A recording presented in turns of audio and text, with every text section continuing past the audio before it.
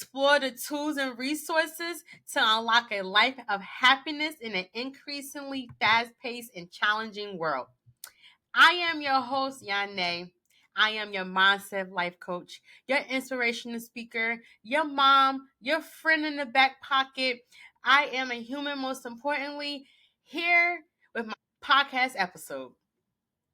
Over the last few years, I have been focusing on helping humans live a happy and healthier lives. My mantra has always been one human at a time. On this podcast, we'll be delving into the powerful stories, practical tools, insights, and strategies to help you become healthy in the mind, the body, and the spirit.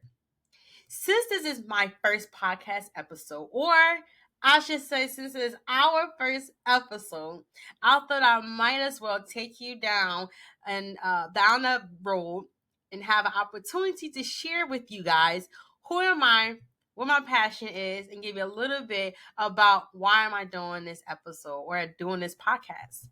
Hopefully it resonates with you guys. If it don't, that's okay. Much blessings to you. So let's start. So I grew up in New Jersey. Not much impression there, but that's okay. I don't like New Jersey either. My family is from North Carolina, like Charlotte, Raleigh, Durham. You know, I am definitely a Southern belle, 100% to and through. That is me. But I'm living here in New Jersey, and that's totally okay. I moved around a lot, but New Jersey's been the main stomping grounds for me developing who I am and, all that jazz. But yes, New Jersey. And I guess from the outside looking in, based on what others have noticed or was shared about me, is that they thought from the outside looking in, I was just a normal girl. I had nothing that I had to deal with. Everything was grand and perfect with my life. But that was far from the case. Very far from the case. I wasn't like other girls. I didn't stay in school for more than 2 years. Otherwise, I would transfer out because I moved around so much. I was out of district. So I had a lot of issues going on with me in the household. So by far, I was not like a normal average girl. And I did not have a lot of support in my immediate family, my immediate environment. Before I even knew I had an existence or what my purpose was, I was already written off by my family, my immediate family. Not even because of what I have done. It's because simply I could not control who I was, what environment I was born into, what family I was born into. And I was born into a family that just was not supportive and not loving and not kind. And I had to deal with that. I had a bad hand in life. And although I was playing with a bad hand in my life, I played well with those cards that I was dealt, and it was a lot for me to do it. But if you stick around, or I should say, when you stick around, you will see how I overcame a lot of the darkness and a lot of trials and errors that I went through, and how I can give practical tools and tips to you guys that you can implement today for a healthy and fulfilling life. And going back to when I was younger, I didn't have a lot of support and role models in my life. So I really was just playing against the odds sometimes when I would make choices, and hopefully it was a benefit to my life. And sometimes it wasn't. I was a self-sabotaging, self-fulfilling prophecy, if that makes any sense. It was like I was doing things knowing that it was going to harm me, but I did them anyway. 'Cause I couldn't control my aggression, my frustration, or my outlook in life. I was having an out of body experience by the things that I was going through.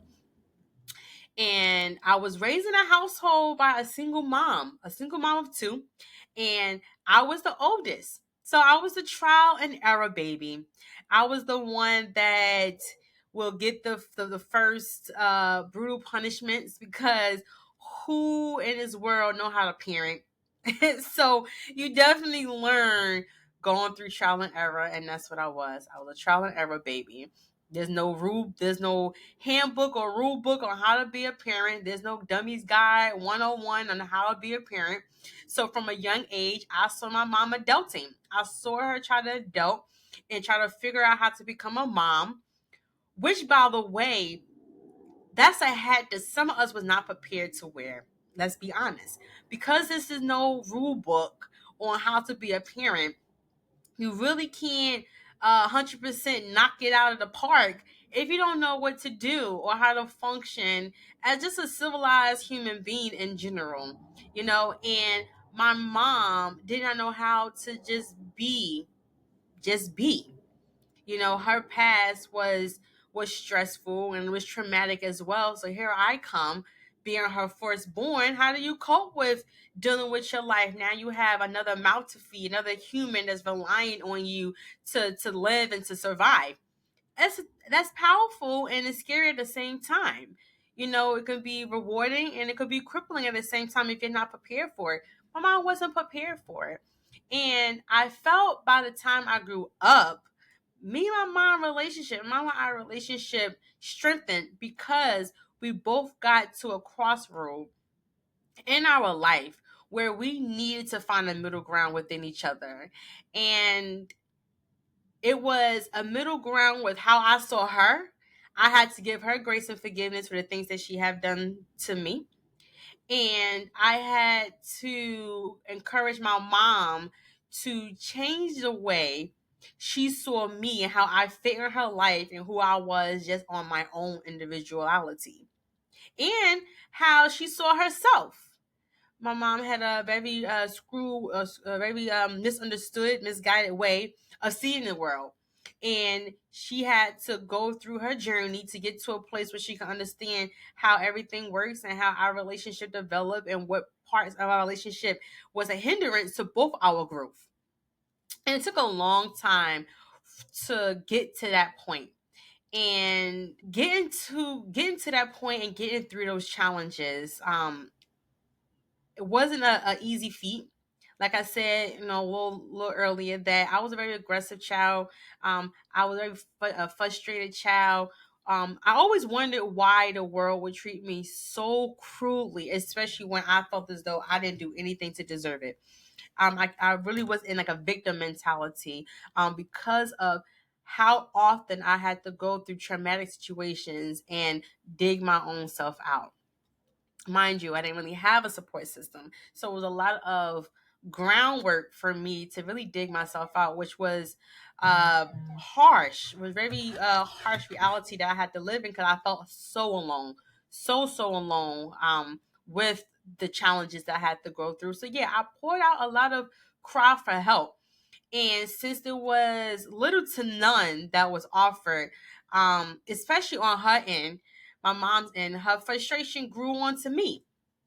And my frustration and poured out to others as well. And not in a good way either. I was called Layla Ali when I was younger because I would get in so many fights and just be very aggressive. I was. I totally was. Not that I meant to go down that path, but when you're lost and you're trying to figure out your way, the first emotion you're going to feel is frustration and anger because you don't know which way is up. So that's the first pour outcry of emotion you're going to have is frustration and anger. And that's what I had. And I poured it out to others in very, distasteful ways because I didn't know any better. All I knew was I was angry with the world. Why me? That's all I knew. Why me? My younger years when I was with my mom was filled with a lot of emotional and mental abuse. And that did more long term harm than it did good. My mom didn't really know how to speak to me in a healthy way that a child needs to be spoken to. She would say very harsh things like you don't know this or you don't know that, or you're not ready for this, or I'm smarter than you type of thing. And it weighed on my self-confidence. It weighed on how I saw myself. It weighed on my identity. I'm not smart, I'm stupid. It weighed on me heavily, to the point where I had so much low self-esteem. I lost my identity, I lost my confidence. I just did not know how I fit into this world. And like I said, to give my mom all the credit in the world, she's absolutely amazing mom. We have been through a lot of challenges, a lot of ups and downs. But when we came to that middle ground and trying to really pull back the layers of our relationship and realize how complex it is, how she was perceiving things, her putting her perceptions onto me putting my perception of onto her, not seeing her as a human, but seeing her as a mom, which is just one of the titles she wore. And I hold it over her head without giving her grace or forgiveness, try to understand what she's been through. Once I did that, I realized that my mom is a strong, strong woman. And like I said earlier, she only did what she did because she thought it was right at the time. Because she looked at her environment, looked at the resources and information that she had. And that goes for any parent, looking at the resources that you have and trying to make the better sound judgment. And sometimes it's not possible to make a better sound judgment because you never know what that outcome going to be. You never know what the consequence of making that choice going to be until you filter it out later on down the line, look back on it and say, if I could have made a better choice, I would have, but I apologize. And that's what my mom did. She apologized greatly. And for me, the same as well. I had to apologize for her because I held that you're my mom. You should know. How could she? Like I said, there's no dummies guide 101 to being a parent. So I had to pull back that layer of all the accountability I put on her as my mom versus being a human first.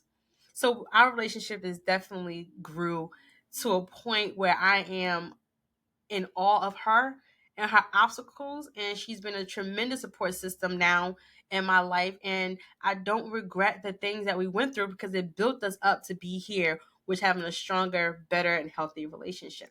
Now, on to another individual that I don't really like speaking about, but I do feel as though it's of value, and that is my father. I don't call him that. He's not actually my father. That is a term that we use in our society as someone of a male counterpart who shares DNA with their seed. And that's what he is. I have his DNA. And he did not do right by me at all. At all, especially when I needed him, he did not do right by me by me at all. And I don't even feel comfortable even calling him a father or a dad. He's just my sperm donor. I felt as though when it came to him, looking back at everything now, that I was a doll. One of those China dolls that you keep in the box and you only have and you point to it when you want someone to be in all of. You have a China doll and you keep it on your shelf and you don't move it. And if you do move it, you keep it in the plastic just to show it around like a trophy. That's what I was reminded of when I think about our relationship, how I was just a ward to him, how it looked fancy, how it looks good to call himself a dad or a father, but doesn't really hold any of the value of that word or title or representation of what it's supposed to mean in society.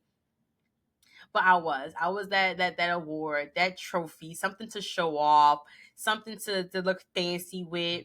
But his present cast a dark shadow, and it cast a dark shadow because he did something that was very unspeakable. He took my innocence and refused to admit it. Yes, you heard me. My father took my innocence and refused to admit it to this day. And it's heartbreaking that an individual lacks that much accountability and empathy that he took my innocence and does not want to admit what he has done. And I say that because this world needs to come to terms with the choices that y'all make, and going through the intentional accountability and commitment is needed for another individual, especially if you scarred them up so much. You owe it to that individual to admit you're wrong, not only for them, but for you too. Accountability is very important. It builds your character up. And it took me a long time to go through that whole scenario, that whole situation, because it took me 7 years to speak about this. It started in middle school. It took me 7 years to speak about this. So here we are in college now. And this is the same individual who told me that I wasn't going to amount to anything. I wasn't going to graduate high school. I wasn't going to graduate college. That I was going to have a whole bunch of kids out of wedlock before I even reached college if I was that good to graduate high school. Not only did I graduate high school with a 3.0, but I also graduate college as well with a bachelor's in social work. So kudos to me. Okay. I show all my naysayers, especially this sperm donor of mine, that they was wrong. I proved to my mom, she was wrong later on. She admit that she was wrong. So I didn't really have to prove that much to her. But all the naysayers that thought that I wasn't going to amount to anything or add up to anything or just keep being cast off or written off or isolated, I proved them wrong. And like I said, it took me 7 years to speak about that. And it was dark times during high school. I used to abuse alcohol just to get rid of some of the darkness that I had to go through. Depression, anxiety, suicide attempts. It was really dark and lonely during this time. And I could not wiggle my way out of it. It took a long time for me to do that. Even with therapy, it wasn't helping. They would just check things off their list, and then if I see fit to check most of the boxes off, now I'm labeled this. I was labeled borderline personality disorder. Don't know if that's true. Don't care if it's true. I know that the only title that's important to me is that I'm a human versus any other title that anybody can give me or bestowed upon me. So when I did speak up 7 years later, when I was in college, I lost everything. I lost a whole lot. I had family members that disowned me. I had family members that called me promiscuous if I ever attempt to keep on pursuing speaking up for myself and being an advocate for myself after I've been quiet for 7 years. Yes, you heard me correctly. I have family that disowned me. To this day, since that event happened, I haven't spoken to my family. And that's okay because once again, like I said earlier, I don't choose. I can't choose. I never did choose what family I was birthed into. Only thing I get to decide is the choices that I make, my own choices from this point moving forward. And the same thing in the past. But it was hurtful that I had a lot of close relatives that disowned me, didn't want to talk to me, didn't even want to sit on a bus with me when I did bump into them. It was heartbreaking. It was really, really heartbreaking, and it was sad and full of depression. And it was something that I look back on that I'm thankful that I overcame all of that because it was one point where I didn't want to finish college. That's how strong of a take my circumstances and events had over my life. I wasn't going to graduate college at all because of the context of academics was so tough for me as well. So difficult, including trying to get through this whole court proceedings and, face my accuser and send him off to jail, which I did, by the way. Very happy about that. Although I lost individuals, I'm happy about what I gained. And that was a satisfaction that my circumstances not over my head no more. I overcame my circumstances and my adversities. And then on the plus side, when it comes to my family, if I lost y'all because of what I advocated for, which was justice for me, then you really didn't love me to begin with if it was so easy to persuade you to toss me aside. Hey, you're lost, my gain, someone I don't have to worry about. That's kind of how I proceed in life. You don't like me, fine. Totally cool. I don't have to worry about you. I don't have to sweat over you. I don't have to do that. You already showed me where you're at in my life, and you're totally fine to hold you longer than a wooden devil spoon. Totally fine with that.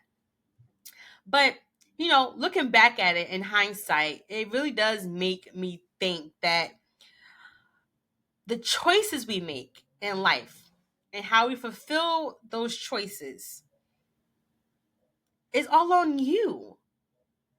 It's all on you. The title doesn't matter if you don't have an intentional commitment to that choice. The title of being a mom does not matter. The title of being an aunt, auntie, uncle, stepsister, brother, teacher, doctor, lawyer, whatever. It doesn't matter if you're not having an intentional commitment to fulfill that role that you live in, that you're embodying in this world. It doesn't matter what choice you make. So if they're choosing not to be around me, then that's your own choice. I can fulfill it up with other individuals that actually want to be a part of my life. I have best friends I call sisters. I have I have best friends that I call a brother to me. I can fulfill those roles that y'all did not want to fulfill, and that's okay because it's a choice. And though that choice was a sad choice you made that choice. And I'm happy that I continue speaking up for myself. But having an intentional commitment to the role that you fulfill is very important. Children don't ask to be here more than those consequences that you chose, more than those actions that you chose. The child that you birthed into this world or that you have a title connecting to, those childrens don't ask to be here.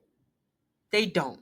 You choose to keep this child in your life, then you need to choose to be intentional and be committed to the value that you're supposed to have with that kid.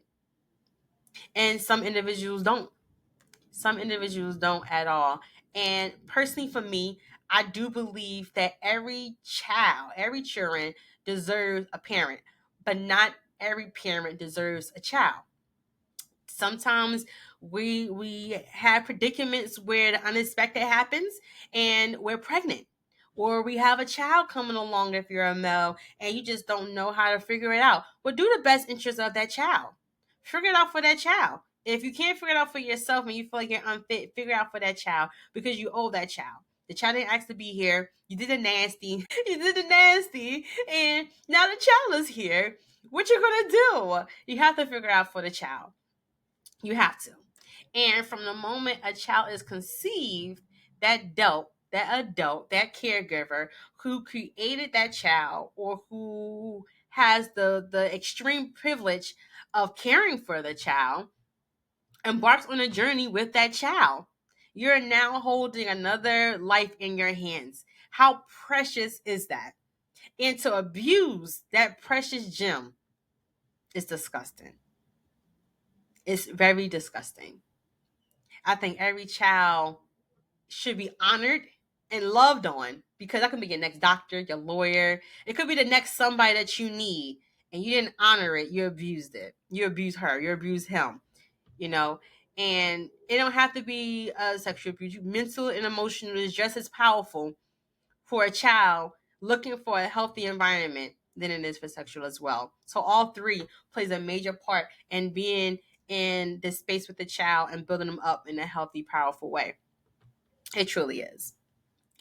And a journey with that child to become that loving caregiver or AKA parent is a beautiful thing as well. Like I said, whether it's planned or unexpected, the arrival of a child marks the beginning of a new chapter in their life, a new chapter in your life. And we all have to be aware of how much value or how much of an impression you will have on that child if you do good or bad. We have to be aware of that because sometimes we feel like the child doesn't know, but the child absorbs everything like a sponge. Everything. I saw everything. A child absorbs everything. I have two kids myself. They absorbs everything. I am amazed at how much my children absorb stuff at such a young age. At such a young age, they absorb a lot of things. So we have an accountability that we need to take a part of and be aware of and have intentional commitment to protect these kids. I know for certain, I wasn't protected and I know the result of that. So it's important that we can be aware of what those influences look like. Even if you believe the child it won't be influenced, they will. 100% they will. It don't matter what age, they're a sponge. But I do know parenthood for some is just they think it comes easy. And it doesn't. It doesn't come easy in life at all. But parenthood isn't just about a biological act of bringing a child into this world. Yes, we're supposed to procreate, of course, but bringing a child into the world is much than procreation. It's much more of that. It's really about creating a loving and supportive environment where the child can flourish. That's the number one goal. And an important goal to any human existence is providing a supportive and loving environment. And also by instilling good values in them as well. And by leading by example, not just by advice. So having a lot of wisdom and how you teach the child is very important. Very, very important. And I didn't get that as well. I got a lot of which I shouldn't do, but didn't really mold me to be the authentic self. I was picked and pulled a lot in my life about what I should do, what I shouldn't do, how I should look, how I should dress, how I should wear my hair. So like I said, my identity and my purpose was very skewed. Very misguided, very misunderstood, very judgy. I didn't really know how to dress. I didn't know how to. I was bullied on how I walk, guys. I was bullied on how I walk. Like the details of who I am was picked at 100%, and by peers, by my elders. If you wear this top, if you did this, if you said this, won't you slow your speech down, won't you use these words instead, won't you go on this one, won't you follow me in this and that. I'll call them fake leaders, and I had a lot of fake leaders in my life for a long time, and I used to be on the strength of their back. If they say this, then it's that. I had to challenge that as I got older, because I realized that that is not the case at all. Not the case at all. Just because they're older than you don't mean they know much. I'm going to say that again. Just because they're older than you don't mean they know much. Not at all. Not at all. And actually, I have a saying that age does not mean age does not justify maturity, but what you learn from your experiences justifies your growth. Now I'm going to say that again.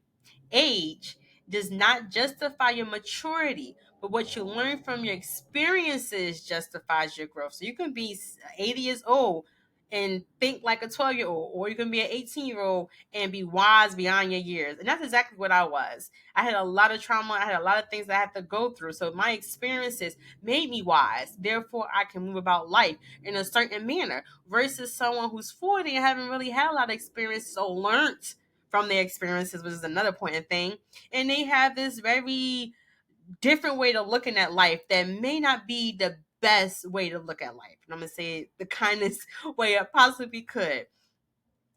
And my childhood, I went through a lot in my childhood. I don't really remember a lot of my childhood only because I had coping mechanisms in place to shut some of those memories down in my childhood. So now it's more just fainted memories than anything. But I often wondered what it would be like to live a less chaotic world and be more stable in my lifestyle and in my immediate environment. But when I think about that, when I think about everything that I've been through, I choose to believe that the good and the bad of my journey was meant for a reason. I always believe that, because when I was religious,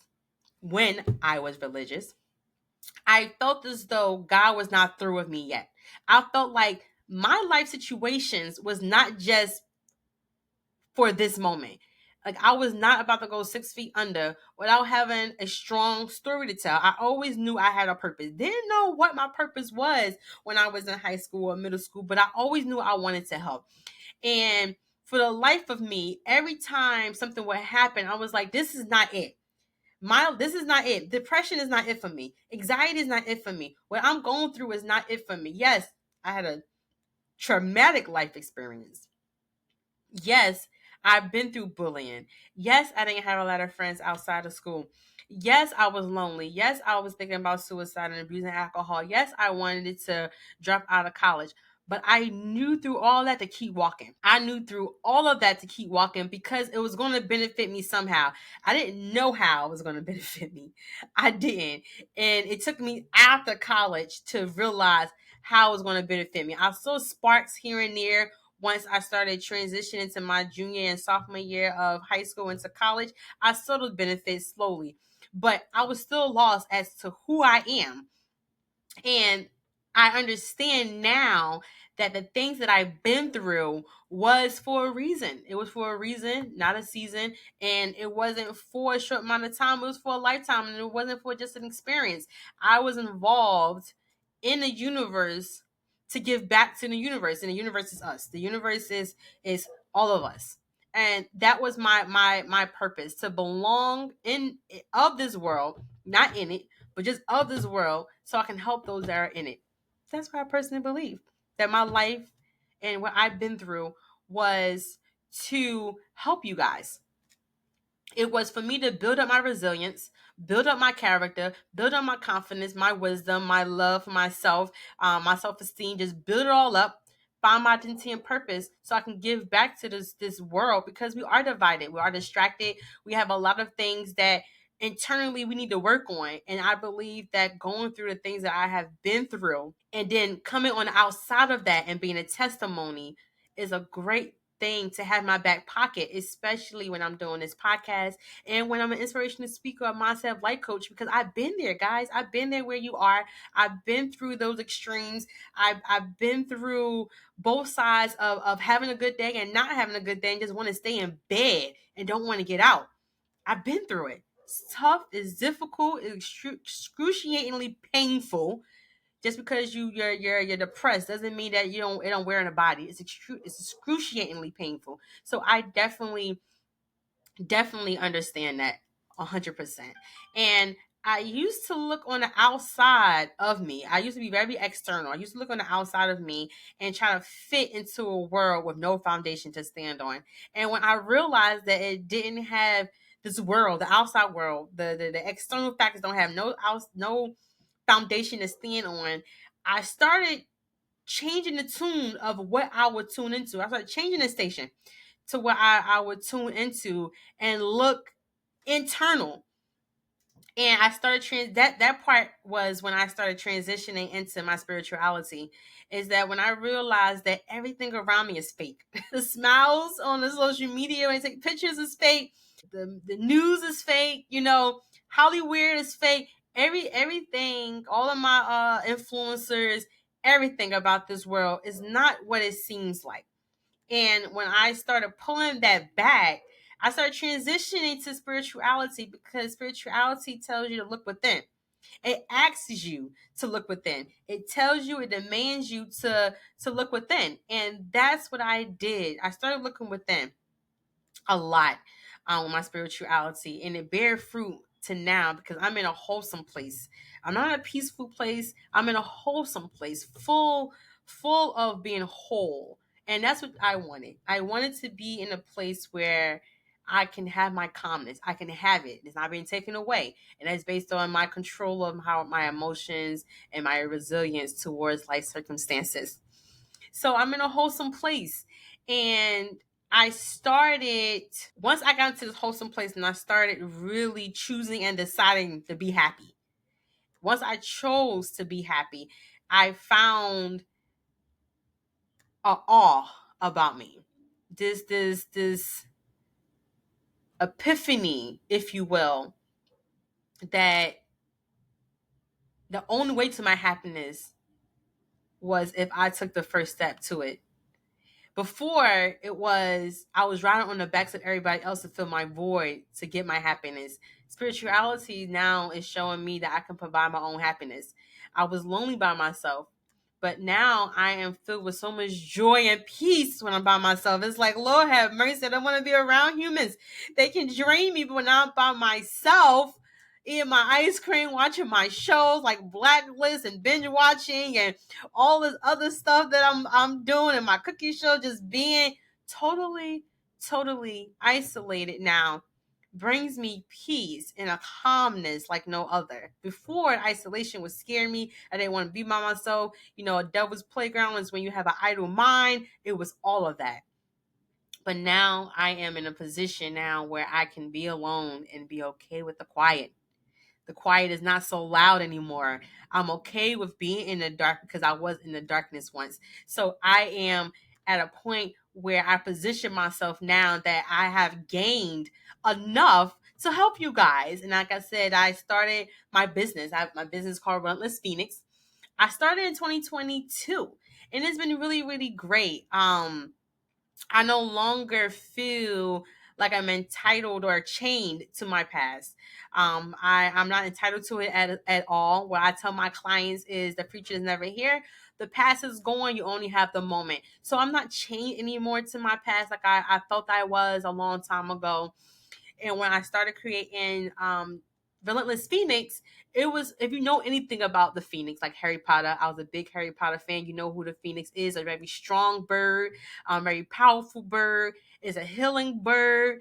It's all about restoration. When it gets older in age, the whole body of the bird turns into flames, and out come the ashes, rebirth.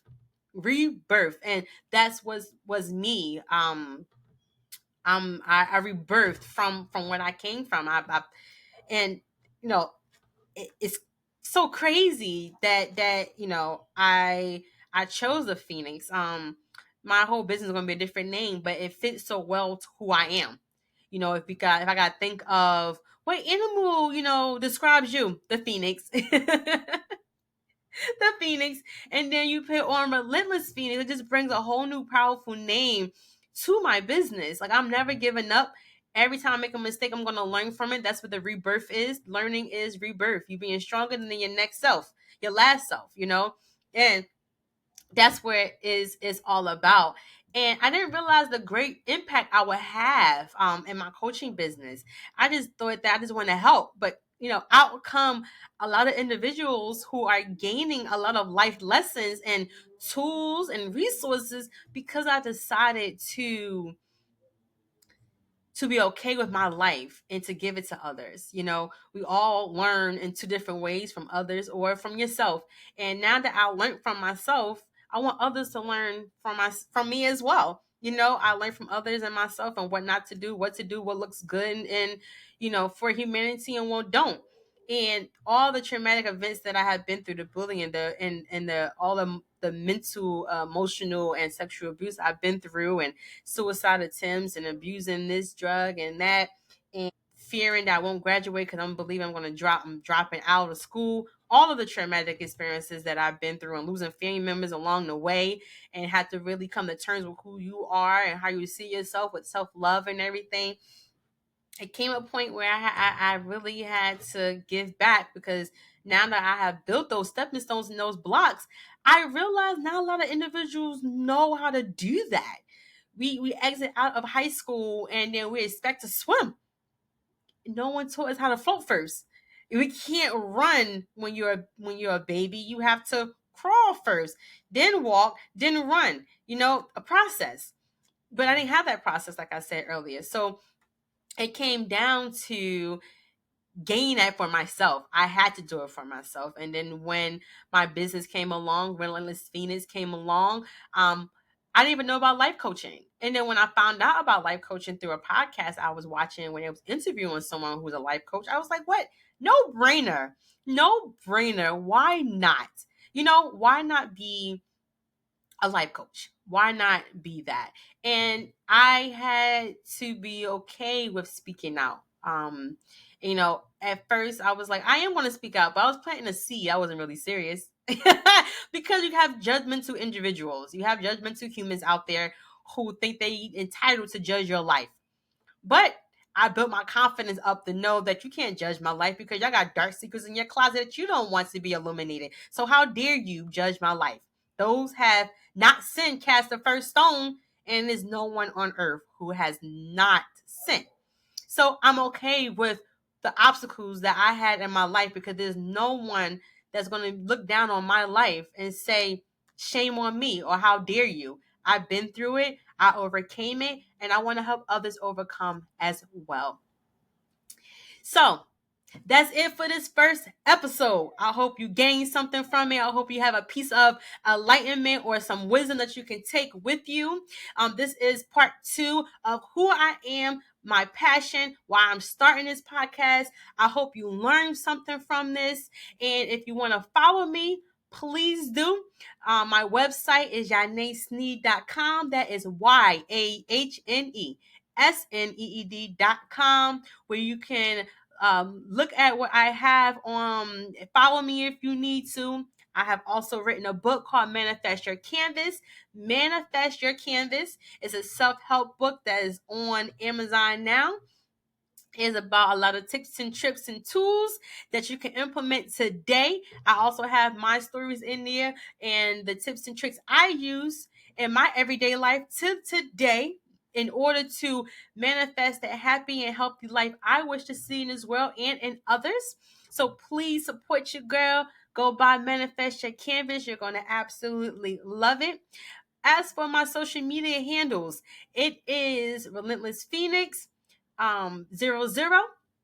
That is for Instagram and TikTok. Relentless Phoenix 00. The 00 is for infinity sign, always beginning, never ending.